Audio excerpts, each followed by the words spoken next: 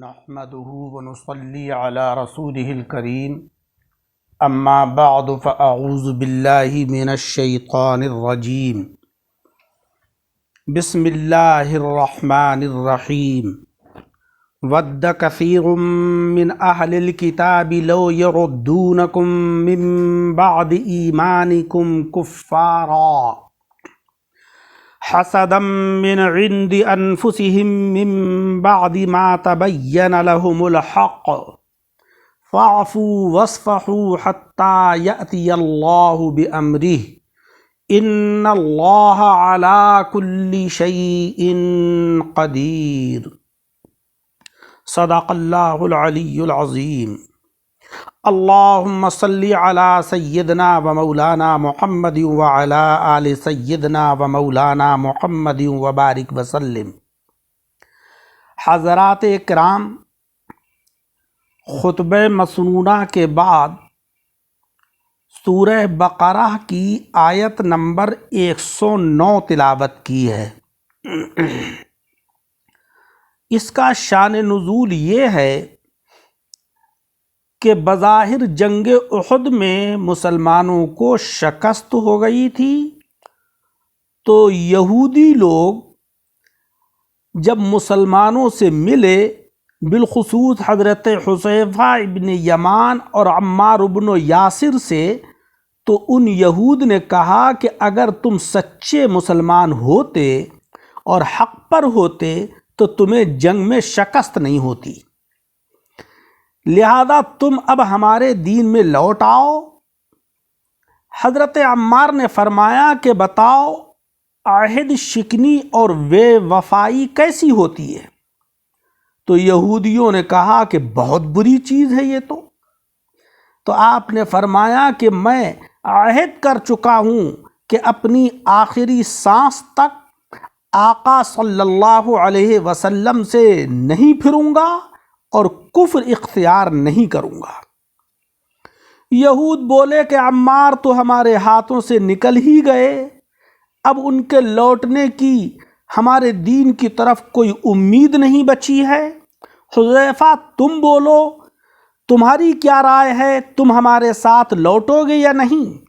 تو حضرت حذیفہ نے فرمایا کہ میں اللہ کے رب ہونے اور محمد صلی اللہ علیہ وسلم کے نبی ہونے، اسلام کے دین ہونے، قرآن کے ایمان اور کعبے کے قبلہ ہونے اور مسلمانوں کے بھائی ہونے سے راضی ہو چکا ہوں۔ یہود بولے قسم ہے حضرت موسیٰ علیہ السلام کے رب کی کہ تمہارے دلوں نے محمد صلی اللہ علیہ وسلم کا جام پی لیا ہے۔ اس کے بعد یہ دونوں صحابہ حضور علیہ السلام کی خدمت میں حاضر ہوئے اور یہ پورا واقعہ آقا علیہ السلام کے روبرو بیان کیا۔ آپ نے فرمایا کہ تم نے ٹھیک کیا اور کامیابی پائی، تو اللہ جل شانہ و عم نوالہ نے یہ آیت کریمہ نازل فرمائی۔ ود کثیر من اہل الکتاب، بہت سے اہل کتاب نے چاہا، لو یردونکم من بعد ایمانکم کفارا، کاش تم کو تمہارے ایمان کے بعد کفر کی طرف کو لوٹا دیں، پھیر دیں۔ حسدا من عند انفسہم، اپنے دلوں کی جلن سے، یعنی ان کے دلوں کے اندر حسد ہے، اس حسد اور جلن کی وجہ سے وہ یہ چاہتے ہیں کہ تم اپنے ایمان کو چھوڑ کر ہماری طرف کو آ جاؤ۔ من بعد ما تبین لہم الحق، بعد اس کے کہ ان کے اوپر خوب حق ظاہر ہو چکا ہے۔ من بعد ما تبین لہم الحق، بعد اس کے کہ ظاہر ہو گیا ہے ان کے لیے حق۔ فاعفوا واصفحوا حتی یأتی اللہ بامرہ، تم ان کو معاف کر دو اور درگزر کرو یہاں تک کہ اللہ رب العزت اپنا حکم لے آئے۔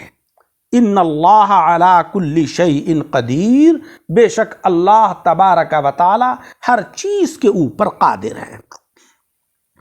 ودہ کثیرم میں ودہ ودن سے بنا ہے جس کے معنی ہے چاہنا، پسند کرنا۔ کثیرن سے معلوم ہوا کہ سارے اہل کتاب یہ نہیں چاہتے تھے، بلکہ ان میں سے بعض اہل کتاب جو شرارتی قسم کے تھے وہ یہ چاہتے تھے کہ مسلمان اپنا دین چھوڑ کر یہودیت کی طرف کو لوٹ آئیں۔ من اہل الکتاب یعنی مشرکین کو یہ خواہش نہیں تھی، یہ ارادہ تو ان کا ہے کہ جو اپنے آپ کو اہل کتاب کہتے تھے کہ ہم بھی تو اہل کتاب ہیں، ہمارے پاس بھی تو تورات ہے اور وہ اللہ کی طرف سے نازل ہوئی ہے۔ یردونکم من بعد ایمانکم، کہ تم کو پھیر دیں تمہارے ایمان کے بعد، تمہارے ایمان کی لذت چکھنے اور قرآن عظیم کا لطف حاصل کرنے کے بعد کفارا، کفر کی طرف کو پھیر دیں۔ اور یہ تمہاری خیر خواہی کے لیے ایسا نہیں چاہتے ہیں، حسدم من عند انفسہم، ان کے دلوں کے اندر حسد اور جلن کی بیماری ہے کہ تم ایمان جیسی لذت حاصل کر رہے ہو اور ایمان جیسی روشنی تمہارے دلوں کو جگمگا رہی ہے، لہذا تم اس جگمگاہٹ سے محروم ہو جاؤ اور ہماری طرح کفر و الحاد کی تاریکیوں میں بھٹکنے لگو۔ تو یہ ان کو حسد ہے تمہاری ترقی اور تمہارے عروج سے۔ من بعد ما تبین لهم الحق، یہ ان کی ساری حرکتیں حق ظاہر ہو چکنے کے بعد ہیں۔ وہ سمجھتے ہیں کہ آقا علیہ الصلاۃ والسلام سچے، ان کا دین برحق، ان کے معجزات نہایت کامل، ان کی صفات تورات شریف میں مذکور۔ اس شرارت اور بدتمیزی کا تقاضا تو یہ تھا کہ تم ان کو اس کی سزا دیتے اور ان سے بدلہ لیتے، مگر تم اللہ رب العزت کی مرضی کے تابع ہو، ابھی تم کو اس کی اجازت نہیں دیتے ہیں ہم، بلکہ ہم تم کو حکم دیتے ہیں فاعفو، ان کو چھوڑ دو، درگزر کر دو، واسفحو، ان کو درگزر کر دو، حتی یأتی اللہ بامری، کہ اللہ رب العزت جہاد کا جب حکم دے دے تو پھر تمہارے لیے اجازت ہے کہ تم ان سے لڑو اور ان سے مقابلہ کرو۔ ان اللہ علی کل شیء قدیر، بے شک اللہ تبارک و تعالی ہر چیز پر قادر ہے۔ اس آیت کریمہ کی تفسیر یہ ہے کہ اللہ رب العزت نے مسلمانوں کو حکم دیا ہے، ایمان والوں سے فرمایا ہے کہ ان تمام اعتراضات سے یہود کا مقصد جو ہے وہ صرف یہ ہے کہ تمہارے دل میں اسلام کی طرف سے شبہات پڑ جائیں، جس سے تم مومن ہونے کے بعد کافر اور ایماندار ہونے کے بعد بے ایمان بن جاؤ۔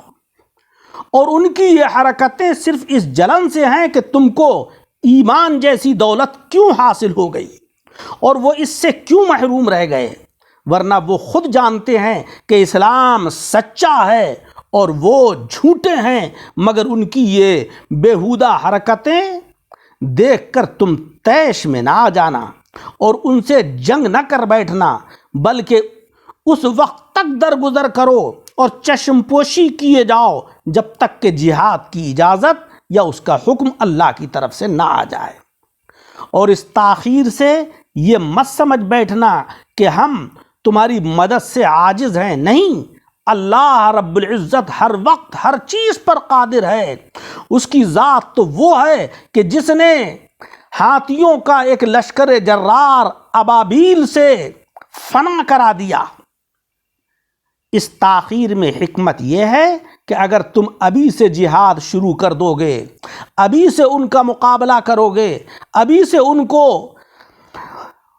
اپنی بستیوں سے نکالو گے تو لوگ بدگمانی کریں گے کہ اسلام خونی دین ہے اور مسلمان بد اخلاق ہیں اور خونخوار ہیں، ہر ایک سے لڑتے رہتے ہیں، محبت اور صلح سے کسی کو اپنی طرف مائل نہیں کرنا جانتے۔ حضرات اکرام، اس آیت کریمہ سے پتہ لگا کہ اعدائے اسلام کی یہ خواہش رہتی ہے کہ بڑے سے بڑا مسلمان اپنے دین سے غافل ہو جائے، اپنے دین سے پھر جائے۔ حضرات اکرام، اللہ جل شانہ و عم نوالہ نے اس آیت کریمہ سے ہمیں ایک بڑا سبق عطا فرمایا ہے، اور وہ یہ ہے کہ حسد بہت بری چیز ہے، بہت برا عیب ہے۔ آقا علیہ السلام کا ارشاد ہے کہ حسد نیکیوں کو اس طرح کھا ڈالتا ہے جیسے کہ آگ خشک لکڑی کو جلا دیتی ہے۔ اور ایک روایت میں ہے کہ حاسد در حقیقت اللہ تبارک و تعالیٰ کی نعمتوں کا دشمن ہوتا ہے۔ ایک روایت میں ہے کہ حضرت موسیٰ علیہ السلام نے کسی ایک شخص کو عرش کے سائے میں دیکھا، عرض کیا کہ اے اللہ، اس کو یہ درجہ کس عمل سے حاصل ہوا ہے؟ اللہ رب العزت کا ارشاد ہوا کہ اے موسیٰ، اس کے اندر 3 اعمال ایسے تھے کہ جس کی وجہ سے ہم نے اس کو یہ درجہ عطا کیا ہے۔ ایک یہ کہ یہ کسی پر حسد نہیں کرتا تھا، دوسرے یہ کہ اپنے والدین کا فرما بردار تھا، اور تیسرا عمل اس کا یہ تھا کہ یہ چغل خوری نہیں کرتا تھا۔ چغل خوری بھی بہت برا عیب ہے۔ بزرگوں نے فرمایا کہ تکبر سے بچو کہ شیطان اسی گناہ سے ہمیشہ کے لیے لعنتی ہوا، اور حرص اور طمع سے بچو کہ اسی نے حضرت آدم علیہ السلام کو جنت سے باہر کیا، اور حسد سے دور رہو کہ حسد ہی کی وجہ سے قابیل نے اپنے بھائی حابیل کو قتل کیا، اور حسد ہی وہ بیماری تھی کہ جس کی وجہ سے حضرت یوسف علیہ السلام کے بھائیوں نے حضرت یوسف پر اتنی زیادتی کی کہ ان کو ایک بیابان جنگل کے اندر ایک تاریک کنویں میں ڈال دیا، اور ان کے اوپر ان کو قطعاً رحم نہیں آیا۔ حضرات اکرام، اللہ تبارک و تعالی مجھے اور آپ سب حضرات کو قرآن عظیم پڑھنے اور سمجھنے، اور حسد جیسی بیماری جو یہود کے اندر تھی اس سے ہم سب کو محفوظ فرمائے۔ آمین۔ وآخر دعوانا ان الحمد للہ رب العالمین۔